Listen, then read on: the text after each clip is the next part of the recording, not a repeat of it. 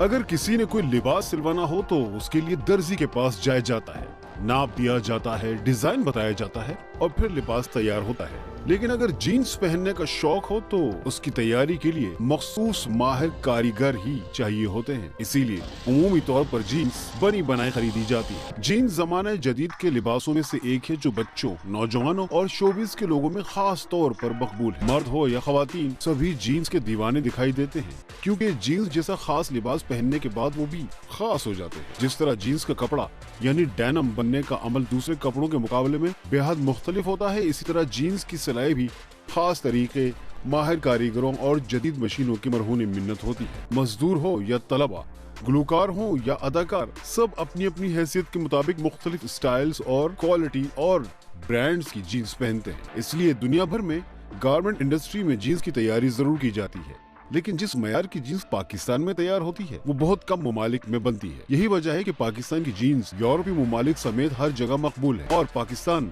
Jeans बरामद करने वाले ममालिक में तीसरे नंबर पर आ चुका है। पाकिस्तान में छोटे बड़े सैकड़ों कारखानों में आलमी मयार की जीन्स तैयार की जाती है। जीन्स की तैयारी एक पेचीदा, मुश्किल और तवील काम है जो स्टेप बाय स्टेप बहुत से कारीगर मिलकर अंजाम देते हैं। सबसे पहले जीन्स की तैयारी के लिए मंगवाए गए कपड़े के छोटे टुकड़े कटिंग डिपार्टमेंट को भेजे जाते हैं, मगर कटिंग से पहले उसके लिए कपड़े पर मखसूस निशानात लगाए जाते हैं और उसके बाद कपड़े को धुलाई के लिए भेजा जाता है। मिल से हर रोल के साथ एक हेडर आता है। हेडर इसलिए आता है कि हमें इसकी शेड शीलिंग देखनी पड़ती है, फैब्रिक का पेपर देखना पड़ता है। नंबर एक, उसके बाद जब ये हमारे पास आता है तो हम इसके ऊपर शेड शीलिंग कर इसकी हम मार्किंग करते हैं कि हम मार्किंग करते हैं 50 बाई 50 की, सही है ना। उसके बाद इसको फिर हावल ला करके वॉशिंग में भेजते हैं। कपड़े के सूख जाने पर उसे नापा जाता है कि कपड़ा कितना सुकड़ा है और उस पर कैसे शेड्स आ रहे हैं।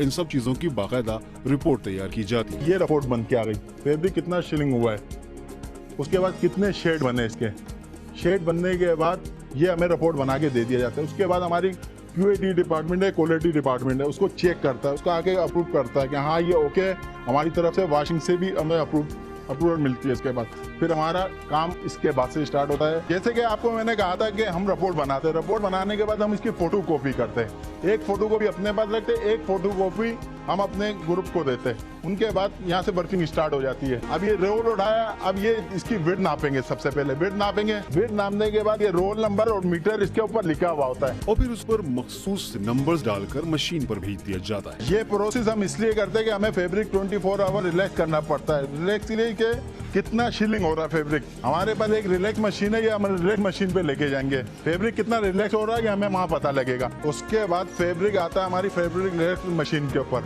यहाँ ये फैब्रिक रिलैक्स होता है। ये मशीन कपड़े को सिलवटों से पाक कर देती है। श्रिंक की रिपोर्ट आने के बाद अगले मरहले में कागज पर बनाए गए जीन्स के डिजाइन में कपड़े के सुकड़ने का तनासुब शामिल करके मखसूस जदीद स्केल्स के जरिए निशान लगा दिए जाते हैं।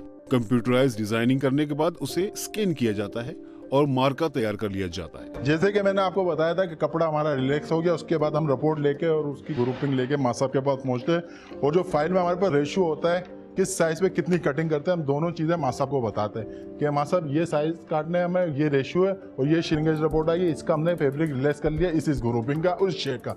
उसके बाद फिर मासाब हमें आगे की वर्किंग मासाब पैटर्न बनाते हैं, आगे की वर्किंग मासाब बताएंगे। ठीक है, ये श्रिंकेज रिपोर्ट हमारे पास आ गई है और इसका साइज वाइज रेशियो भी हमारे पास आ गया है। अब हम पैटर्न डिजिटाइज करेंगे यानी स्कैन करेंगे, डेटा हम जो है इन करेंगे कंप्यूटर में। उसके बाद जो है पैटर्न में श्रिंकेज ऐड करेंगे। पैटर्न में श्रिंकेज ऐड करने के बाद हम अपना साइज सेट बनाते हैं। ग्रेन लाइन लेते हैं सबसे पहले, ठीक है। ग्रेन लाइन लेने के बाद क्लॉक वाइज हम डिजिटाइज करते हैं इसको। डिजिटाइजिंग करेंगे, यहाँ पे सेक्शन देंगे, सेक्शन देने के बाद यहाँ पे नोच देंगे, बाकी डिजिटाइजिंग करते रहेंगे इसकी। ये जितने भी पॉइंट वगैरह हैं इन पे हम सेक्शन लगाएंगे।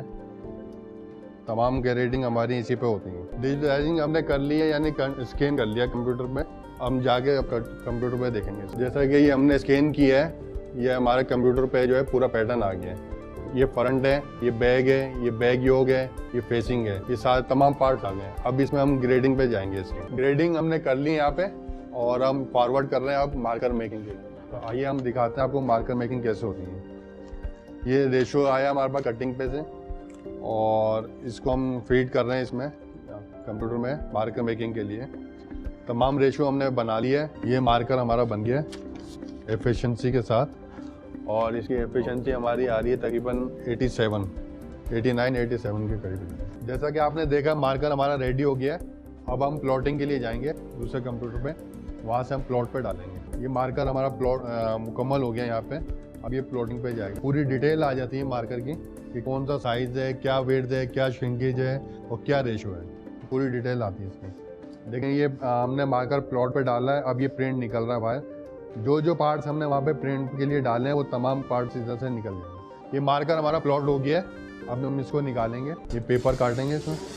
ये मार्कर कंप्लीट हो गया है और ये मार्कर अब रॉड पे से निकाल के कटिंग वालों को इन्फॉर्म कर देंगे और कटिंग वाले फिर वो इस मार्कर को लेके ले जाते हैं। ये देखिए ये मार्कर प्लॉट हुआ है, तमाम पार्ट आए हुए हैं। इस मार्के का प्रिंट निकालने के बाद कटिंग कारीगरों को फराहम किया जाता है। माथा साहब मार्कर रेडी हो गया। हाँ मार्कर रेडी है। Thank you.